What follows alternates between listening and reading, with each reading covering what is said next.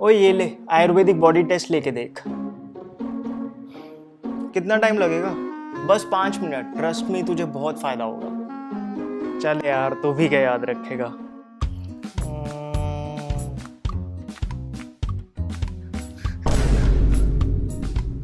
अरे इतना क्या एंजॉय कर रहा है? टेस्ट ही दे रहा है ना।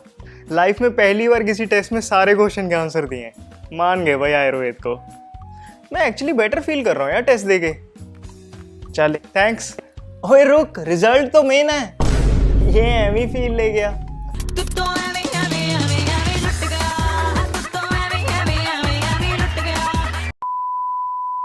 कोई कितना भी कह ले कि सबकी बॉडी एक जैसी ही होती है, आयुर्वेद ये नहीं मानता। अगर आप सोचें तो हम में से कुछ को नमकीन ज्यादा पसंद होता है, जबकि कुछ मीठे के शौकीन होते हैं। कुछ को गर्मियां पसंद हैं, जबकि कुछ सर्दियों का इंतजार करते हैं। ये हमारी प्रकृति या दोष ही है जिसकी वजह से हमारी पसंद या नापसंद बनती है।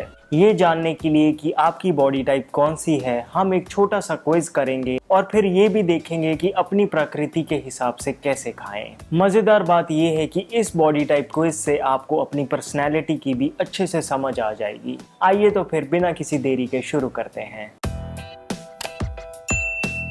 Hello friends, welcome to Fit Tuber Hindi. Ayurveda की माने तो हमारा शरीर 5 तत्वों का बना हुआ है। हवा, आकाश, पृथ्वी, जल और अग्नि। इन 5 तत्वों के अलग अलग कॉम्बिनेशन से ही प्रकृति या दोष डिसाइड होता है। आयुर्वेद के हिसाब से इन 5 तत्वों के कॉम्बिनेशन से 3 दोष बनते हैं, वात, पित्त और कफ। इन्हें दोष इसलिए कहा जाता है क्योंकि ये कम ज्यादा होते रहते हैं। मोटे तौर पे इन तीनों दोषों के संतुलन को ही हेल्थ कहा जाता है और इनके बिगड़ने से ही रोग उत्पन्न होते हैं। हम सभी में ही ये तीनों दोष होते हैं, लेकिन कोई एक सबसे ज्यादा होता है, दूसरा कम और तीसरा सबसे कम। इसलिए अगर आप अपनी प्रकृति जानना चाहते हैं तो मैं चाहूंगा कि आप एक पेन और पेपर ले लें या फिर मोबाइल पे ही नोट डाउन कर सकते हैं। 15 क्वेश्चंस का एक क्विज होगा, जिसमें से 10 सवाल आपकी शारीरिक विशेषताओं पे होंगे और 5 सवाल आपकी मानसिक प्रवृत्तियों के बारे में होंगे। हर एक सवाल के 3 ऑप्शन होंगे। आपको बस ए, बी या सी में से कोई एक चुनना है। लास्ट में बस ए, बी और सी का जोड़ कर देना है। तो क्या आप रेडी हैं? आप चाहो तो बीच बीच में पॉज करते रहना, क्योंकि मैं थोड़ा फास्ट चलूंगा। हाँ, एक और इम्पॉर्टेंट चीज़ जिससे आपको ही फायदा होगा वो ये कि हर एक सवाल का पूरी ईमानदारी से ही जवाब दें। तो स्टार्ट करते हैं पहले क्वेश्चन से, जो कि है कद काठी के बारे में। आपका बॉडी फ्रेम कैसा है? पतला और छोटा है, मीडियम है या ब्रॉड फ्रेम है? इनमें से कोई एक को चुनें। नेक्स्ट, आपकी बोलचाल किस तरह की है? सब तेज तेज करते हैं, मीडियम है या फिर धीरे धीरे? तीसरा क्वेश्चन है आपका मौसम के प्रति रिएक्शन। क्या आपको गर्मियां सर्दियों से ज्यादा पसंद हैं, सर्दियां ज्यादा पसंद हैं या फिर आपको दोनों ही ठीक लगते हैं लेकिन ह्यूमिडिटी नहीं पसंद? नेक्स्ट, आपको पसीना कितना आता है? बहुत कम आता है या कुछ ज्यादा ही आता है, या फिर वैसे तो पसीना नहीं आता लेकिन एक बार भाग दौड़ कर लें तो काफी आ जाता है? नेक्स्ट, आपको भूख कैसी लगती है? कभी लगती है, कभी नहीं लगती, या फिर हमेशा ही भूखे शेर बने रहते हैं, या फिर मीडियम है लेकिन टेस्ट पे कॉम्प्रोमाइज नहीं कर सकते? नेक्स्ट, आपकी त्वचा कैसी है? किस तरह की स्किन प्रॉब्लम्स आती हैं आपको? ड्राई स्किन है, नॉर्मल है या ऑयली है? आगे बढ़ते हैं, आपके बाल कैसे हैं? रूखे सूखे हैं या स्ट्रेट हैं और हल्के भूरे हैं, या फिर मोटे और घुंघराले टाइप के हैं? अगला सवाल है आपके होंठ और दांतों के बारे में। होंठ पतले और ड्राई हैं या मीडियम और सॉफ्ट हैं या फिर मोटे मोटे हैं? दांत कैसे हैं? अनइवन से हैं या आपके गम्स वीक हैं या फिर एकदम मोतियों की तरह चिने हुए हैं? आंखों की ओर बढ़ते हैं। क्या आपकी छोटी और सुस्त सी आंखें हैं या फिर आपकी आंखें अक्सर थोड़ी लाल रहती हैं या फिर बड़ी बड़ी आकर्षक आंखें हैं?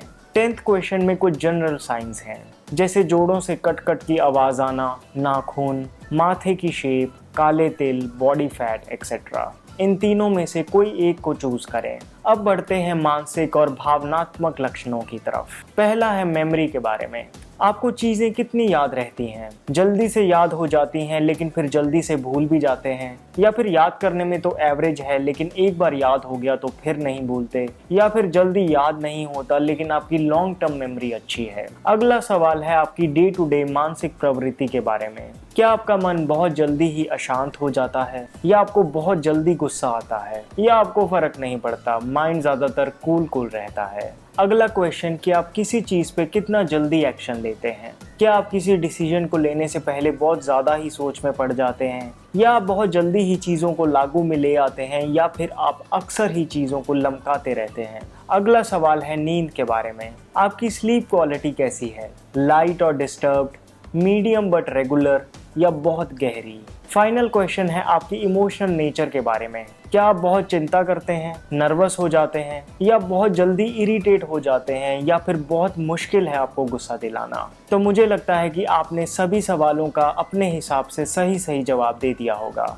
अब बस आपको ए, बी और सीज को अलग अलग गिनना है। अब मुझे ये भी बता देना चाहिए कि सभी ए ऑप्शंस वात प्रकृति के लक्षण हैं, सभी बी पित्त प्रकृति के लक्षण हैं, और सभी सी कफ प्रकृति के लक्षण हैं। तीनों नंबरों को घटते क्रम में रखें। सबसे बड़ा नंबर आपका प्राइमरी दोषा है, सेकेंड लार्जेस्ट नंबर सेकेंडरी दोषा है। इसी तरह से आपकी बॉडी टाइप हो जाएगी प्राइमरी दोषा, उसके बाद सेकेंडरी दोषा। इस केस में वात पित्त। चरक संहिता के अनुसार दोषों की वजह से 7 प्रकार के बॉडी टाइप्स होते हैं। पहली है वाता, अगर आपने लगभग सभी ए ऑप्शंस पे ही टिक लगाया। इसी तरह से पित्त और कफ। फिर मिक्स्ड बॉडी टाइप जैसे वात पित्त, पित्त कफ या वात कफ। या फिर त्रिदोषिक प्रकृति, अगर आपने ए, बी और सी को इक्वली टिक किया। त्रिदोषिक बॉडी टाइप बहुत रेयर ही होती है। इसका मतलब ये है कि या तो आपकी प्रकृति बहुत ज़्यादा ही इम्बैलेंस्ड है, या फिर प्रॉपरली बैलेंस्ड है। ज़्यादातर लोगों की मिक्स्ड बॉडी टाइप होती है। गलत खान पान, स्ट्रेस, टेंशन और बिल्कुल एक्सरसाइज ना करना जैसे फैक्टर एक इंसान का दोषिक संतुलन खराब करते हैं। लक्ष्य यही होना चाहिए कि खुद की प्रकृति जानकर उस हिसाब से लाइफस्टाइल को जिएं ताकि दोष बैलेंस में रहें। महर्षि वाग्भट द्वारा रचित अष्टांग हृदयम में ये क्लियर किया गया है कि वात, पित्त और कफ तीनों ही हमारे शरीर के लिए बहुत ज़रूरी हैं। क्योंकि वात हवा और आकाश के मिश्रण से बना है, तो ये बॉडी में गति और संचार का ध्यान रखता है। पित्त अग्नि और पानी के मिश्रण से बना है, इसलिए ये पाचन क्रिया और परिवर्तन का नियंत्रण रखता है। पृथ्वी और पानी से कफ दोष बना है, जो शरीर को ढांचा, स्नेहन और सामंजस्य प्रदान करता है। आयुर्वेद के हिसाब से खुद की प्रकृति को जाना अत्यंत लाभकारी है, ना ही सिर्फ फिजिकल हेल्थ के लिए बल्कि मानसिक संतुलन के लिए भी। इतना कि पुराने टाइम में इसी दोषा एनालिसिस के आधार पे लोग अपना करियर की दिशा डिसाइड करते थे। अगर वात ज़्यादा है तो सेल्स, मार्केटिंग, एक्टिंग, डांसिंग और टीचिंग जैसे क्रिएटिव फील्ड्स आपके लिए बेहतर हैं। पित्त प्रकृति वाले लोग अच्छे लीडर बनते हैं।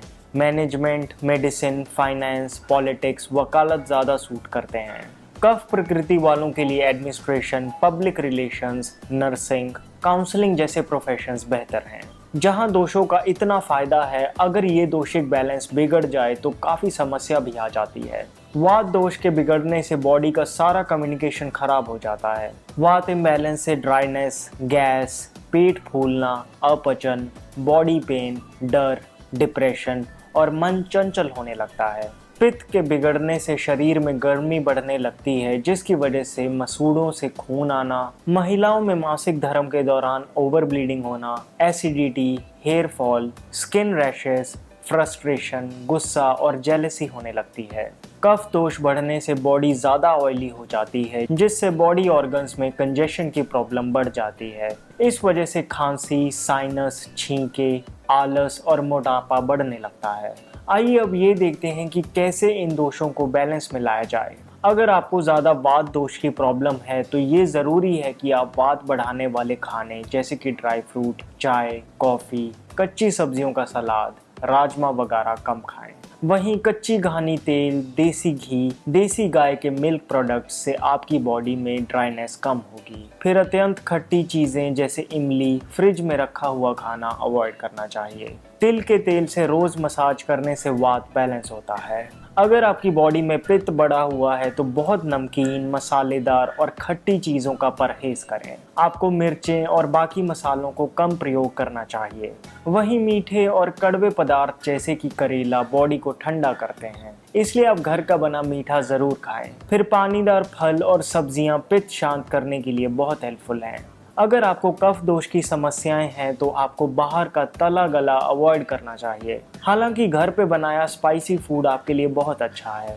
दूध और दूध के पदार्थ भी कम ही सेवन करें। वहीं ताज़े फल और कच्ची सब्जियों का सलाद ज़रूर खाएं। जिंजर टी और बेसन से बने पदार्थ अच्छे हैं आपके लिए। दोषा एनालिसिस करने का पर्पज़ यही है कि खुद की प्रकृति पता चले और बस फिर उस हिसाब से बैलेंस करके खान पान रखें। इससे प्रॉब्लम्स खुद ब खुद ही खत्म होनी शुरू हो जाएंगी, ना ही सिर्फ शारीरिक लेवल पे बल्कि मानसिक भी। दोस्तों, अगर आपको ये वीडियो हेल्पफुल लगी तो प्लीज़ एक लाइक ज़रूर कर देना। अगर आप एक ऑथेंटिक और बजट फ्रेंडली वे प्रोटीन खरीदने की सोच रहे हैं तो न्यूट्राबे प्योर सीरीज का आइसोलेट एक अच्छा ऑप्शन है भारतीय मार्केट में। न्यूट्राबे एक लीडिंग ऑनलाइन सप्लीमेंट स्टोर है जो कि ऑलमोस्ट सभी हाई क्वालिटी पॉपुलर ब्रांड्स के ऑथराइज रिटेलर हैं। हाल ही में न्यूट्राबे ने न्यू पैकेजिंग में अपना प्योर सीरीज का वे प्रोटीन आइसोलेट लॉन्च किया है, जिसका वे यूएस से इंपोर्टेड है।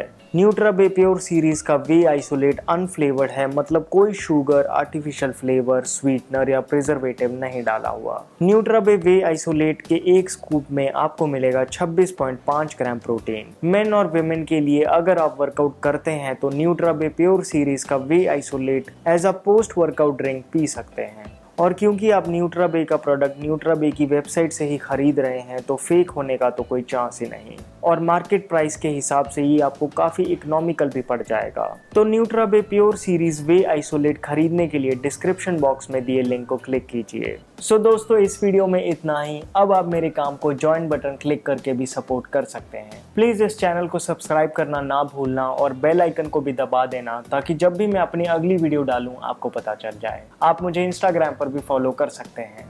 My name is Vivek. I thank you so much for watching.